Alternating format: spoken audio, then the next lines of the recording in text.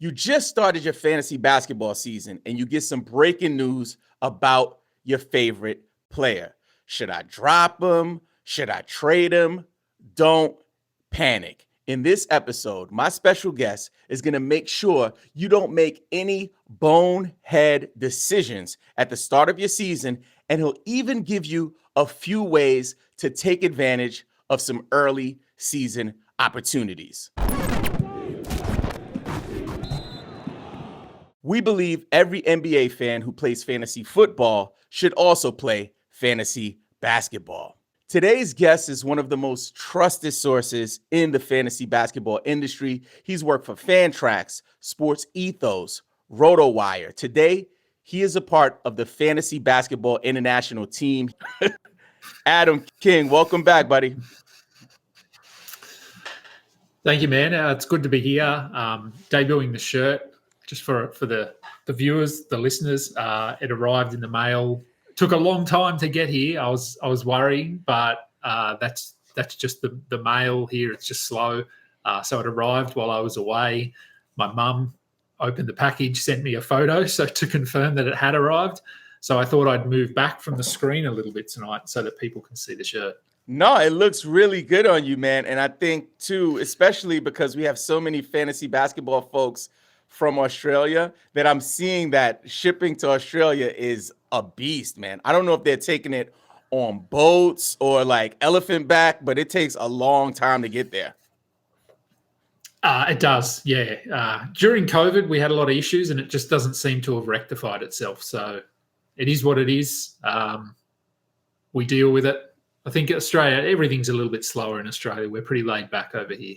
Yeah, I can't wait to visit. Well, any way you look at it, we're excited to have you back. And I know folks are early in their fantasy basketball seasons at the time of showing this video. So I wanted to make sure we could get you on to provide them some value. You ready to dig in? Let's do it. All right. So my first question, Adam, every year fantasy basketball managers overreact, right? Early in the season. It's like a common thing, not just for fantasy basketball, but I think for all fantasy sports. What are some examples that you've seen with early season overreactions, specifically mistakes that people are making and something they need to avoid? Yeah, so I've jotted down my notes here on a scrap piece of paper. The big one is panic. People panic. People overreact. They, for a number of reasons, and I've got more details here. But summing it up, it's panic. People will have a look at the stats, have a look at their results in the first week, the first 2 weeks, and they will think that their team is not what they thought it was. But you really need to give it at least 2 or 3 weeks before you start making any wholesale changes to your squad. It does usually take players a few games to get going, to get their momentum. Obviously, there's a preseason, but as we know, anyone who's watched the preseason, the big names don't play much. They play 15 minutes, they play 20 minutes. The games don't mean anything. So although they have played, I don't really count it as playing. I count the first week or 2 weeks as the proper preseason, when the teams are still gelling, they're still getting their new pieces, they're rookies. So if I was summing it up, I would just say don't panic. And I can go into more details if you'd like. Oh, my good. Come on, man. That's music to my ears. Please, let's unpack that. So players underperforming. So you may have drafted, and my mind always goes to head-to-head because that's what I play. I did a roto draft the other night and I sucked. So that's why I don't do roto. That's why I don't do roto. I do head-to-head. So my mind goes to head-to-head, and my head and my mind go to punting as well. So for me, I would have a look and, okay, I've punted 2 categories, which means I should be strong in 6 categories. Week 1, you might lose 5 categories and you'll automatically think, well, are these players that I've drafted not producing at the level that I need them to? But as I said, give them 2 weeks. Scoring percentages, they're all going to be a bit of an issue to open up. There's going to be a few fringe players who hit the ground running because they've played a lot in the preseason. There might be an injury that means they get more minutes, so they're therefore overproducing. I went for a walk with my wife earlier, and I was thinking, as I do when I'm walking around about fantasy. And I was thinking of a scenario where this might happen in the first week of the season. So it might be that you have drafted your team to be strong in rebounds. So you're expecting week 1, you look at your squad, you look at the squad of the other team. I'm going to win rebounds this week. You might end up losing rebounds by, 20 rebounds. The panic reaction is, hey, look, I drafted Daniel Gafford, and he only averaged 7 rebounds per game. Kuzma was getting 10 rebounds. Jordan Poole was playing a lot, getting 5 rebounds. Mike Muscala, who played well today, got 8 rebounds. So you might start to panic and think, well, is Dan Gafford going to get the minutes that I thought he was? Is he going to get double-digit rebounds? So you might think, well, I need to trade him. He's not going to give me what I need. I'm going to trade him and try and get someone like Clint Capella back, for instance. He might have had some big rebound games. I wouldn't do that. I'd sit and I'd wait. But not only look at your team, have a look at what the other team did, your opponent. Don't just look at the box scores in terms of the fantasy box scores and have a look at the totals. Have a look at what their squad did, player by player. You might see that they picked up Kevon Looney off waiver wires on the opening night, because the Warriors, I know they have a favourable schedule in the first week. They play Tuesday, Thursday, Saturday, or Tuesday, Thursday, Sunday. I think they've got 3 games. Draymond Green might be out. Kevon Looney might have grabbed 50 rebounds in those 3 games. We know he can get 20 rebounds in a game. We've seen him do it. He may have just had these 3 outlier games, and this team that you're up against, when you looked at the projections, didn't have Kevon Looney in their team. They just streamed him in. So you might have lost rebounds, but it might be a complete outlier. It might be that this guy went off, your guy struggled. Don't then necessarily go and drop there, or not, you wouldn't drop him, but don't go and trade Daniel Gafford for another player that might have had a really good week. Give it 2 weeks, give it 3 weeks, because these players, especially someone, I'm harping on Daniel Gafford a lot, but someone like Daniel Gafford is not accustomed to playing heavy minutes. He hasn't ever in his career. He might be sort of playing 30, 32 minutes or looking to play that many, but he might have had some foul issues, and so he only played 20 minutes. So really do your research before you make any sort of significant moves or decisions around how your roster is structured. I love that. And I love that you mentioned paying attention to what's happening around the league. I find, especially with new fantasy managers, right, they might have like a silo effect in terms of their team, and they're not looking outward. They're only looking inward. So talk to me about, ways that fantasy managers can actually capitalize on early season overreactions in their league if they're paying attention to their environment. Yeah, look, it does depend how invested you are in your league and probably how many leagues you're in, because obviously the more leagues you're in, the less time you can spend focusing on one league over another. So for us, it's hard. Like I'm in 12 leagues or something. So it's hard, but it's also what we do. So I guess we have a little more commitment or a little more passion. So I would, if you've got the time, if you can do it, I would have a look. As you said, don't silo yourself. Have a look at not only your opponent, but have a look outside your matchup. Have a look at all the teams. Check the box scores. Have a look for a player that, like I remember, I don't think it was last year, the year before, to start the season, Damian Lillard, Jason Tatum, there were a few guys, those two come to mind. It was when they changed the ball. I think the NBA went from one ball to another ball, and there were a few guys whose percentages fell significantly. And I remember they were 2 of them, and I'm sure there were others, who were shooting like 40% over the first month or something like that. Have a look for things like that, because their managers are going to start panicking and saying, look, I spent a first-round pick on this guy. He's killing my field goal percentage. And they'll panic. They'll do what I said you shouldn't do. So look for managers that are panicking. If you've got a group chat or some sort of an area where your group gets together, just keep your ear to the ground. Listen out for managers that might sound like they're panicking. They might be ready to offload a player early. But keep an eye on your roster. You might have a guy that has fallen into some additional minutes because of foul issues with other players or a small injury or a blowout game. So you might have a guy who you drafted at pick 80, and over the first 2 weeks, he's putting up top 30 value. Cash in on that. So get to know the other managers in your league and offer a trade. Offer someone who's a top 80 player for someone who maybe was drafted as a top 50 player, knowing in the back of your mind, this is probably going to rectify itself at some point, because it tends to, especially with the elite players, they tend to figure it out. So play on the emotions of other managers, pick on the weaker managers, I suppose. I don't know if that's the right way to put it, but cash in and make the most of panic around the league and try and bolster your roster that way. You might find it just sort of came into my head then because of what he's done so far. You might find this season that Damian Lillard for the first week or 2 weeks is actually pretty average because he hasn't had a preseason. From what I've heard, he didn't do a lot when he was in Portland because he knew he was going to get traded. He didn't want to risk injury. So he hasn't had a full preseason. He's only just, in the scheme of things, he's very new to the Milwaukee sort of makeup and their structures.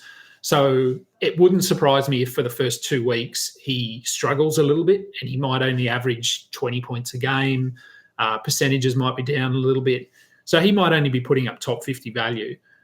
If his manager is getting frustrated and you've got someone like, like a Donovan Mitchell, so someone who you drafted at pick 18 and Lillard was at pick 8, throw it out there. Donovan Mitchell might be playing really well. We saw last season there were periods where he put up first-round value. Maybe you can offer Donovan Mitchell for Damian Lillard with a view to Lillard turning it around after the first few weeks. So there might be opportunities there. Speaking of cashing in, this episode is presented to you by BetOnline. It's a Texas showdown in the postseason, and BetOnline is your number one source for all your baseball wagering info with up-to-the-minute stats, news, scores, and matchup breakdowns. Get the latest game odds, spreads, and totals for the NFL and college football at your fingertips with BetOnline's real-time updates on statistics, news, and odds. We have everything you need to stay up to the speed on each LCS all the way through the World Series. Head to the website today or use your mobile device to get in on the action. Don't forget, use the promo code BELIEVE to receive your 50% welcome bonus on your first deposit. Yeah, I mean, look, I've talked about obviously a couple of hypothetical ones with Damian Lillard this season, and we had those examples of a couple of years ago when the ball changed. One thing I'd probably say is there's a few sites that do it, but have a good, reliable injury report that you can refer back to. Be aware of teams that have some injuries to key players or even just rotational players, because you might find that there's a guy that's, as I said, he's overperforming. He's putting up top 40 value when he was drafted at pick 100. And it might be because there's someone injured. And it all really comes back to, with a lot of this stuff, is knowing the managers in your league, if possible. Sometimes you're just drafting with people that you don't know. But if it's mates, if it's friends, if it's colleagues, know how much research they do. I'm in quite a few leagues, obviously, and I know who in my leagues don't do a lot of research. So you can cash in on their lack of knowledge. And they might just have this guy that's blowing up and they're not really paying attention to why. So have a really reliable injury report that you can refer back to. Check it. I know a lot of the sites have really good injury reporting now. RotoWire, RotoWorld, Sports Ethos, RotoBaller, they all have injury reports that are updated almost to the minute. So you can, if you have a good feed, a reliable feed, you have to look at things like streaming as well. If you've got a reliable injury report, you can get ahead of other guys in your league, and someone might, like LaMelo Ball, might be ruled out for a week, and you might, if you can get that news first and you can cash in and stream someone in, whoever's going to replace him. I don't know who that would be, but or maybe I'm just looking down the player ranks here. Maybe who have we got? I don't know. Maybe LeBron James. Maybe LeBron James is miss 2 weeks because he's already got a groin injury or something, which could very well happen because he's so old. But if that happens, Austin Reeves is going to get a bump. He's probably going to play heavy minutes. You're probably going to find someone like D'Angelo Russell is going to score a little bit more. So if you have D'Angelo Russell, give him that week. He might average 26 points that week. Put him up for trade. Say, look, I need a forward, so I'm willing to get rid of D'Angelo Russell. So I would just, again, don't silo yourself. Really look outside not only your team and your matchup, but all the other teams, all the other matchups, and even just the fringe players that are on waivers early in the season is often where you're going to pick up guys that might have season-long value, guys that we weren't sure what their minutes were going to look like. If I scroll down, I don't know. We might have someone like John Collins. We're not exactly sure what his role is going to look like in Utah. Are they going to feature him? Is he going to be the second option on offense? We doubt it. But what if he comes out and plays 34 minutes and plays like he was 5 years ago when he was a second-round guy? So just be aware of what's happening all around the league and who you can cash in on. Love it. Very good stuff. Dropping jewels as usual. Listen, we got a lot of people, especially on like the Believe in Fantasy TikTok. People are like asking advice for trades. I'm like, we haven't even tipped off yet, right? So talk to me about that. Like, should fantasy managers make trades right now? Is it too early in their season, preseason, but also in the first couple of weeks in the season? Should they try to execute trades? Look, I think you can. I mean, it's never too early to trade. If you're you're one of two people. You're either someone that just loves to trade for the sake of trading, or you rarely trade. And you'll actually find that leagues will sort of form that persona as well. So your league will be a league that has multiple trades every week, or your league will have 3 trades in the whole season. So if you are someone that just loves trading for trading, as I said, I probably wouldn't trade in the first 2 to 3 weeks. So I'd give it time. But on the flip side, if you're the one presumably cashing in and winning the trade, like people always want to know who won this trade, who lost this trade. Ideally, that's, well, for the person asking the question, hopefully they view it as that they won it. But it is possible for both people to win a trade because it comes down to your team makeup. You might trade someone like, you might trade Miles Turner for Jalen Brunson. Completely different players. Who won that trade? Well, if this team needed blocks and this team needed assists, you both won because they're totally different players. So that's why I wouldn't do it in the first 2-3 weeks because your team doesn't really have a personality in the first 2 or 3 weeks. Wait until they've established, players have got their rhythm, then you can have a look and go, look, I really need some blocks. I thought I'd be good at assists, but I know Jordan Poole's only getting me 3. I thought he was going to get me 6. So I'm not really competing in assists, but surprisingly, I'm pretty good in blocks. So then maybe you go and trade one of your guards and get a Mark Williams or someone like that. So I would give it a few weeks until your team has established who they are before you make any trades. Very nice. Adam, we appreciate you always for coming on, man, always providing so much value. I want to take a minute so you could just share your social handles, but also anything that you have coming up. So social, it's just at AdamKing91 on Twitter. In terms of what we've got coming up, I've got a lot of content this week because, as you said, I've just returned from a holiday and I'm flying out to the US in about 5 days. So I've got almost a week to pump out content. So I think we'll have I think we've got about 7 shows coming out sort of over the next 5 days. So that'll be good. I'll be recording some shows when I'm in the States, taking advantage of actually being in the same time zone as a lot of you guys so I can record and go on some shows which I normally can't. We've got all of our rankings.